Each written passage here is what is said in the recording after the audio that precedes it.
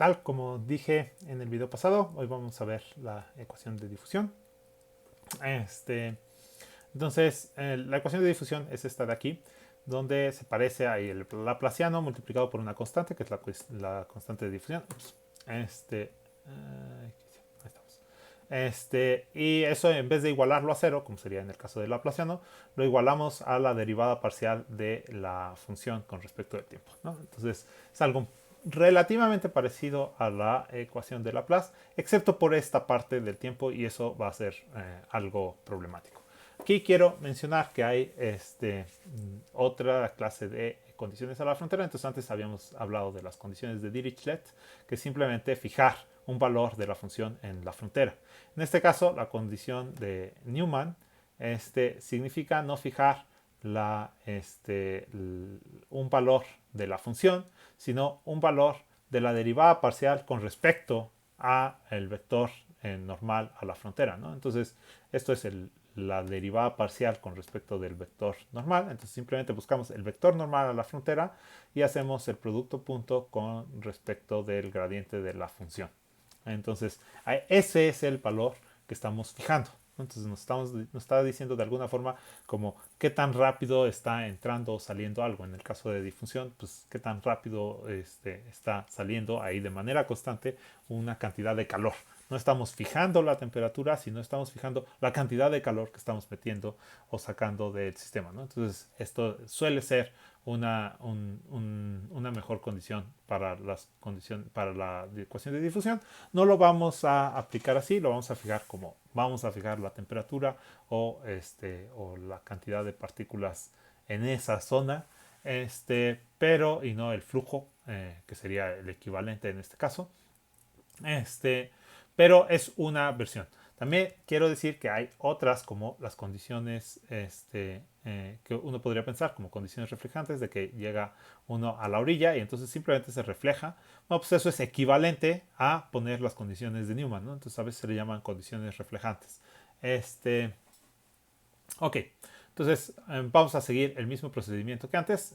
No voy a poner condiciones de Newman porque pues, son un poquito más latosas de poner.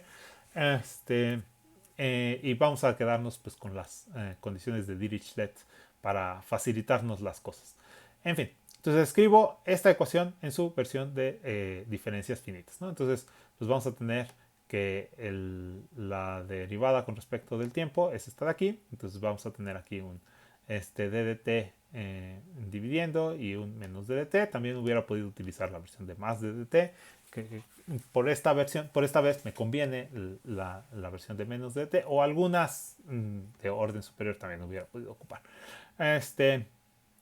Ok. Escribo la versión multiplicando por el coeficiente de difusión, el delta x y el delta y. Y aquí hay un pequeño detalle con respecto al otro caso. Antes podíamos transformar esto simplemente en delta. Está bien, el delta x lo puedo transformar en delta, el delta y lo puedo transformar en delta, pero el delta t no lo puedo transformar en delta, porque dividir en espacios de tiempo no es tan obvio. Entonces, lo que se suele hacer es sustituir este delta, que era el general, por un c más delta t, que c es una especie de constante como de velocidad. Ahora, esta c uno puede variarla y nos da alguna proporción. Entonces, a veces le llaman a cómo se varía o cómo se elige esta c, esta constante. Entonces, si uno elige, típicamente se pone 1. Si ponen una cantidad menor que 1, puede funcionarles. Pero si ponen una cantidad mayor que 1, lo que puede pasar en algunos casos, es por ejemplo, cuando resuelven ecuaciones de ondas, para la ecuación de calor no tanto, pero para la ecuación de ondas sí pasa, que se saltan, va tan rápido que se salta elementos, ¿no? Entonces, en vez de estar comparando la onda adecuadamente con el vecino de al lado, estamos de alguna forma como comparando con dos vecinos de al lado, y eso daña el sistema, ¿no? Entonces hay muchas cosas para frecuencias altas y así, que si uno pone una velocidad muy grande, puede dañar la simulación, ¿no? Entonces elegir esta constante, típicamente se elige 1, aunque si no se elige 1, se debe de elegir una cantidad típicamente menor que 1. Esto significa que las unidades que uno tiene que terminar manejando deben de estar con respecto a esta velocidad para hacer bien las simulaciones. Esto le llaman el principio de Courant o algo así, que es como algo que se dio cuenta Courant de que sucedía, que si al resolver la ecuación de onda, muchas veces por elegir mal esta constante, pues tenían una mala simulación, ¿no? Entonces, solamente para que tengan en cuenta que típicamente es 1 o menor que 1 lo que se tiene que hacer. No para todos los métodos hay ese problema, pero para muchos lo hay. Entonces, traten de elegir las unidades adecuadamente para que puedan poner esta C como 1 o menor que 1. Ok, entonces ya que escribimos sustituimos ese delta por el C delta t, entonces tenemos ahora sí todo en términos de delta t y esa constante. Pues como lo tenemos así, pues podemos otra vez juntar este menos 2 y va a terminar siendo un menos 4 que está aquí, ¿no?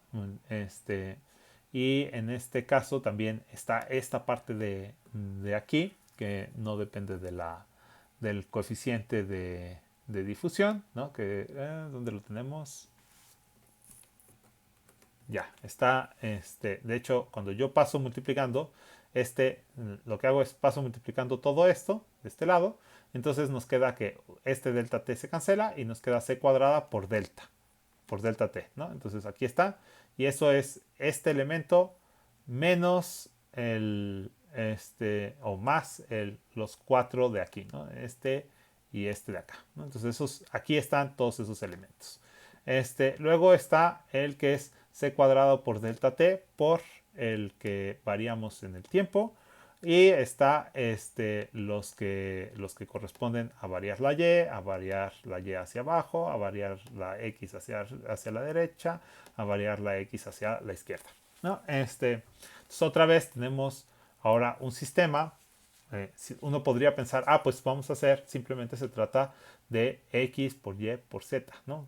En z ahora es el tiempo, entonces ahora tenemos un sistema de 3 variables, entonces deberíamos de tener el n variables por n mayúscula variables, que es el número de pasos de tiempo que queremos, y n minúscula más 1 al cuadrado, por n minúscula más 1 al cuadrado, el número de elementos en x y y. Entonces, en total, la matriz completa debería de ser de n el número de pasos de integración por n más 1 al cuadrado por n más 1 al cuadrado. Entonces, eso nos puede dar una cantidad gigante de datos. Entonces ya se vuelve una matriz que es inmanejable en términos de memoria, ¿no? Entonces, ya si tenemos pues una cosa de 100 pasos de integración y 100 divisiones en nuestra malla,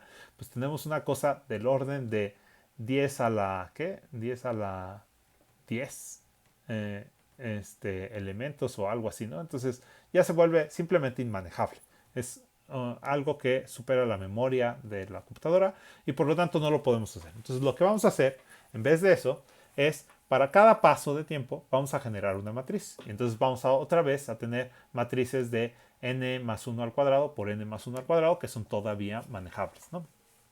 Entonces vamos a trabajar justo. Entonces lo que nos va a estar arrojando es cada una de esas matrices, que las podemos guardar o podemos guardar simplemente la imagen de lo que estamos produciendo, y eso es mucho menos denso de trabajarse, ¿no? También ya habíamos visto cómo guardar bases de datos gigantes como imágenes, pues eso es una de las formas, ¿no? Que es simplemente generar nuestro heatmap o lo que queramos directamente. Entonces, para cada paso de tiempo vamos a hacer eso. Entonces, vamos a evolucionar, vamos a resolver esta ecuación, resolviendo en realidad esta ecuación igual a una constante, que es esta constante de aquí, o sustituyendo todo lo que tenga que ver con diferencias en el tiempo por una constante. Y necesitamos también la constante anterior, ¿no? Entonces necesitamos conocer cuánto valía en el tiempo actual en las diferentes posiciones y en el tiempo anterior. Y con eso obtenemos en el futuro, digamos. O sea, quiero en mi posición X y Y en el tiempo actual. Para eso requiero en X y Y en el tiempo actual en los alrededores. Y esta de aquí lo voy a volver una constante, que van a ser mis condiciones iniciales. Entonces ahora no solo requiero las condiciones a la frontera, sino que además requiero unas condiciones iniciales. Entonces en este caso, lo que vamos a hacer para la ecuación de difusión, pensando, vamos a irnos al dibujo del mallado. Entonces pensando que tenemos una cosa aquí. Y solo voy a poner ahora una placa que caliento en el centro, ¿no? La caliento mucho en el centro. Entonces este círculo, en vez de ser una cosa constante, es una cosa que en el primer instante va a ser muy grande y afuera va a ser chiquito, ¿no? Entonces ponemos una temperatura afuera y una temperatura en el centro muy grande, ¿no? Que es como le prendí un cerillo y le puse el cerillo a la placa, y eso es lo que estoy viendo. Y luego le quito el cerillo y veo qué es lo que sucede, cómo se propaga nuestra... Ups. Sí, más abajo.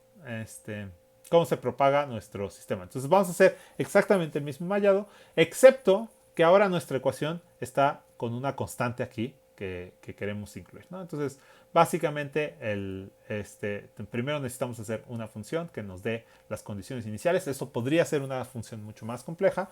Por ejemplo, que siga una distribución. Lo más lógico es que yo no hubiera puesto esto igual a una constante tal cual, ¿no? Entonces aquí estoy dándole la temperatura inicial, por eso es T inicial, ¿no? Entonces la temperatura inicial la estoy fijando en todo ese círculo constantemente, pero en realidad quizás debería de haber puesto una distribución gaussiana, ¿no? Entonces una distribución gaussiana de temperaturas con el centro de la placa, la temperatura más alta, y quizás luego hacer un corte o algo así.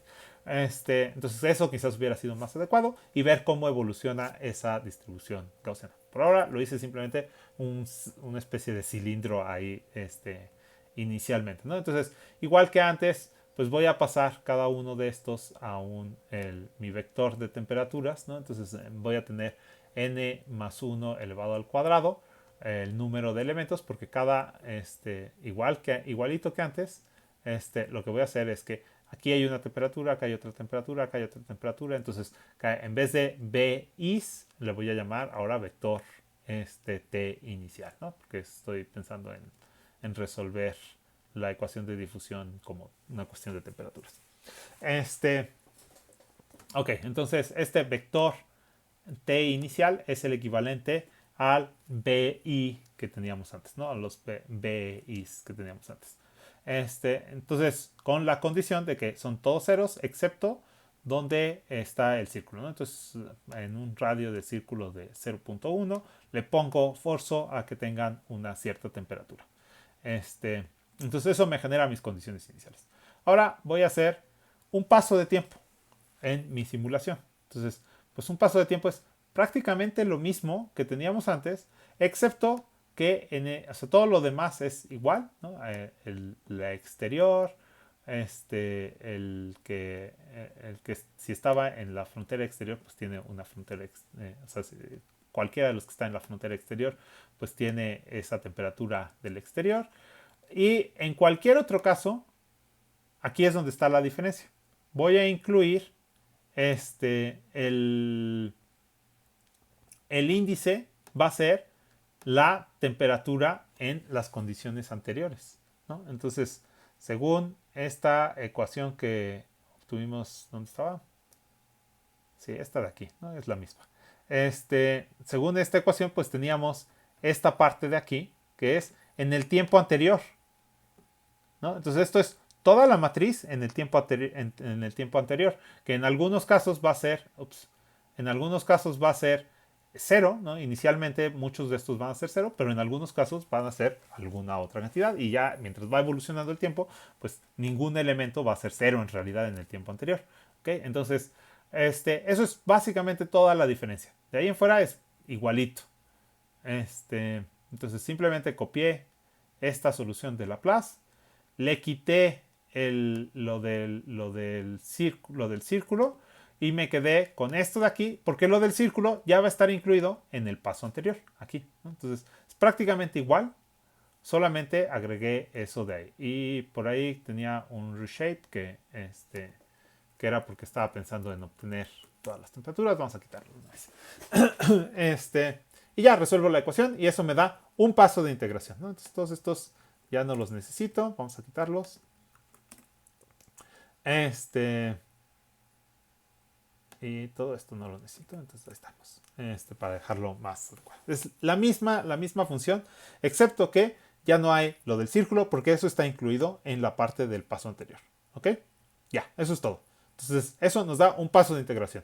Ahora, ¿cómo vamos a hacer más pasos de integración? Pues, lo que hacemos es, cada vez, entonces, me está regresando aquí un vector que es equivalente a este vector de aquí de temperaturas, ¿no?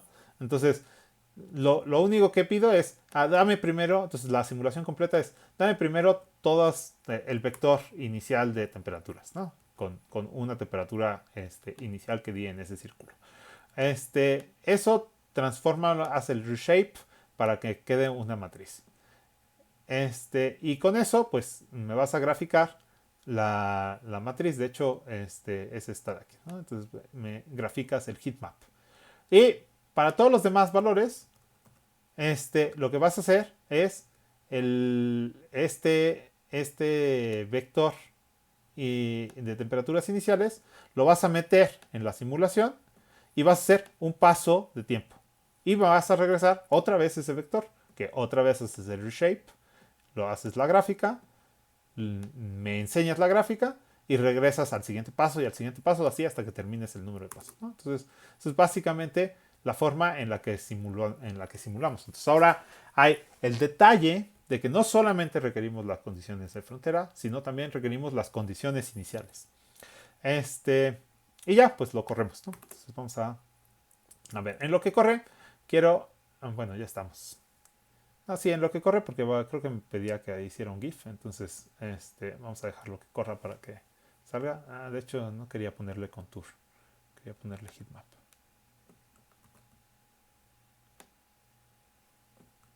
Se ve que va suficientemente rápido. Entonces, bueno, quizás se ve bien esto del contour. Ya me acordé por qué es. Porque se ve como va chupando, ¿no? Entonces, aquí fijé, por cierto, con este C-limbs, lo que hice fue fijar la gráfica del calor, ¿no? O sea, como temperatura baja y temperatura alta que estén fijas, porque si no puede de repente desaparecerse, y de hecho van viendo, ¿no? Cómo se va desapareciendo y uno no nota, se va reescalando el asunto y entonces uno no nota realmente cómo se está difundiendo el asunto y parece igual. En fin, en lo que termina, quiero mencionarles que por ahora solo hemos resuelto la cosa de forma lineal. En realidad, muchos de los problemas de ecuaciones diferenciales parciales son ecuaciones diferenciales parciales no lineales, ¿no? Entonces, en particular, pues cuando la difusión es anómala, pues es no lineal el sistema. Entonces, típicamente la ecuación aquí no va simplemente como el tiempo, sino como el tiempo a alguna potencia. Entonces, pues ya se dañó un poco el asunto, ¿no? Porque una de las derivadas parciales no es lineal. Entonces, no lo podemos resolver linealmente. Y hay un montón de ejemplos donde la cosa no es lineal en las ecuaciones diferenciales parciales. Entonces, ¿qué es lo que uno puede hacer? Si uno quiere utilizar el método del disparo, que no es tan malo, entonces hay una estrategia muy bonita. Y esa estrategia muy bonita es, vamos a pensar, entonces originalmente teníamos aquí un y de a igual a alfa y y' de a igual a alguna cantidad, ¿no? Que de hecho, justamente lo de la robustez tenía que ver con qué elementos se elegía aquí. Entonces, para los no lineales, de hecho, vamos a corregir un poco esto. Entonces, esto nos da una solución que pues, quizás para un cierto valor no es la solución que queríamos, no cumple. Entonces, la solución va a ser y en YTK, ¿no? Y no cumple con que YTK evaluado en B sea beta. Y nosotros queremos que sea beta, sino que ¿qué es? Pues es una función FTK. ¿Ok? Entonces, ¿Por qué no es una función de b? Porque no estamos modificando b, sino lo que estamos haciendo, modificando es este parámetro tk. Entonces, esta es una función tk. Entonces, lo que queremos es encontrar para qué valor de tk f de tk menos beta es igual a 0. Y f de tk es una función que sabemos obtener vía el método de Runge-Kutta o el que ustedes quieran. Entonces no la tienen explícita, no tienen una ecuación ahí explícita, pero sí saben, sí pueden obtener numéricamente esta cantidad. Y por lo tanto pueden resolver numéricamente esta función. Y ya que tienen la solución numérica, pues buscan para qué tk se cumple eso y por lo tanto resuelven esta cosa de aquí, ¿no? Entonces eso es una manera bonita de cambiar de pensar el problema, y aquí quiero decir que esto es uno de esos ejemplos donde pues si ustedes quisieran sacar la derivada de esta cosa no podrían porque es la solución de una ecuación diferencial, ¿no? Entonces no es evidente y es una solución numérica de una ecuación diferencial. No tienen en realidad nunca la función, así que no la pueden derivar más que numéricamente, ¿no? Entonces para este tipo de cosas solo pueden utilizar derivadas numéricas y no en el método de Newton y no derivadas automáticas o simbólicas. Ok, entonces esa es una manera de pasar a sistemas no lineales por el método del disparo, ¿no? Es una manera que a mí me parece muy bonita. Espero que ustedes programen cosas de estas para poner satélites en órbita o algo así. Y lo otro es pasar a diferencias finitas no lineales. Entonces, como van a tener aquí un sistema de ecuaciones no lineales, ¿no? Entonces aquí les va a salir este sistema de ecuaciones, pues no va a ser lineal. Entonces van a tener que resolver el sistema de ecuaciones pues de manera no lineal, que significa ya no pueden utilizar esto de aquí, sino que necesitan utilizar pues, algún método como el método de Newton para resolver ese sistema de ecuaciones no lineales. Ahora, eso lo vuelve extremadamente lento, porque ya no pueden utilizar estas cosas sparse. Entonces, para cosas más o menos pequeñas ya se vuelve, o sea, incluso para mallas pequeñas ya se vuelve muy lento. Entonces eso es un problema de resolver con diferencias finitas en los sistemas no lineales. Se vuelve realmente rápido problemático. Hay otra técnica que son técnicas probabilísticas.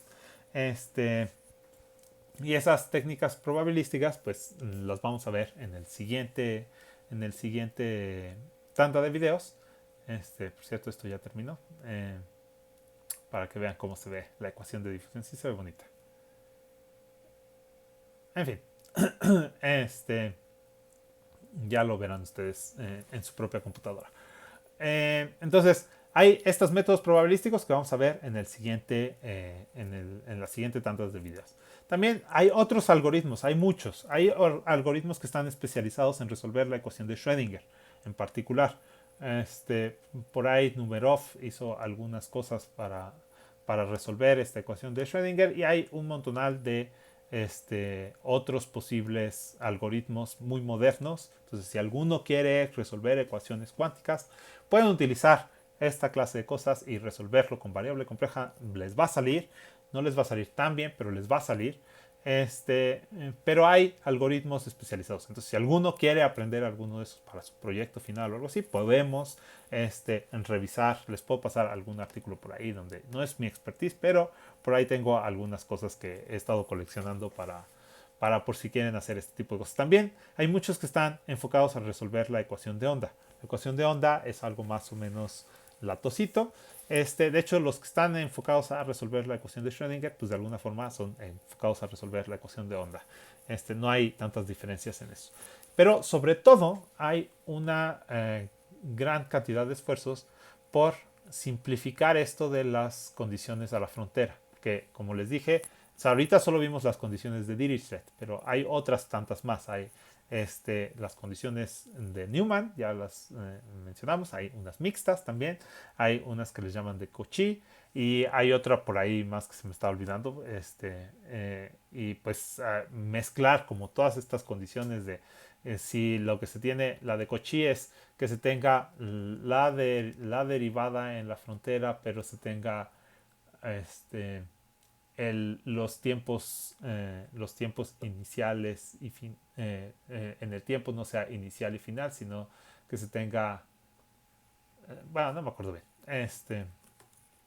Sí, es las ecuaciones de digo, las condiciones de frontera de Cauchy son como una generalización a las condiciones iniciales, ¿no? O sea, tenemos las condiciones iniciales del sistema más las derivadas de las condiciones iniciales del sistema y hay otras más por ahí que hay por ahí otra más. Hay creo que 5 importantes para las ecuaciones de segundo orden.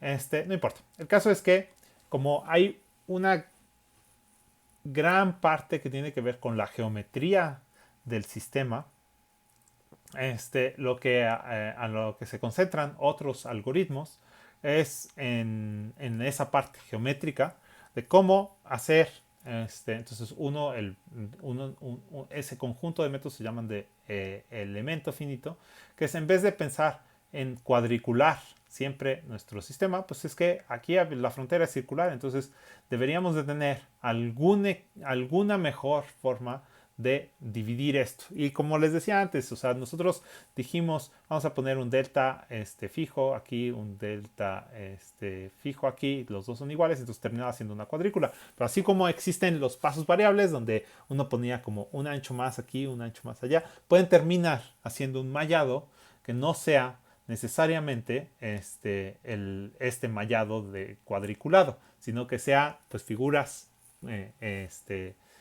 triangulaciones bonitas o poligonales bonitas. Entonces van decidiendo quién está conectado con quién dependiendo de qué tan importante es revisar la fineza en ese lugar, ¿no? Entonces, en el caso de cerca de una condición a la frontera que sea irregular, pues deberíamos de tener un mallado mucho más fino para tener justamente esta parte circular.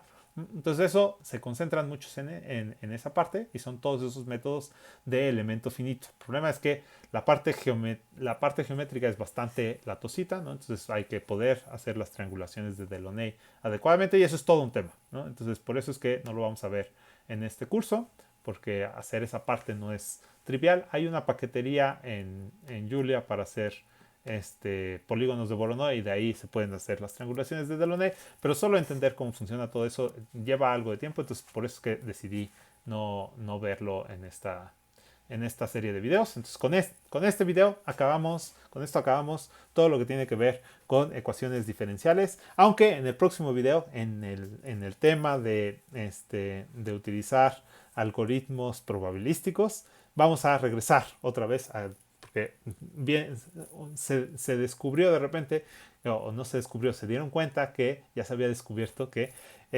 las ecuaciones de probabilidad se pueden escribir como ecuaciones en derivadas parciales y de alguna forma resolver un tema de probabilidad que simplemente lanzando cosas aleatorias pues nos puede resolver una ecuación diferencial parcial. Y de hecho, de estas complicadas en algunos casos, ¿no? Entonces, muchas veces se utilizan esos algoritmos que se llaman algoritmos de Monte Carlo para resolver ecuaciones diferenciales parciales. Y por esa razón, en la próxima tanda de videos vamos a ver algo de ecuaciones diferenciales parciales, aunque ya no sea el tema central, van a descubrir que también se pueden hacer cosas bastante bonitas, creo. Bueno, aquí dejamos, espero que les haya gustado y con esto tengan suficiente. O no, más bien que no tengan suficiente, que quieran más y busquen más.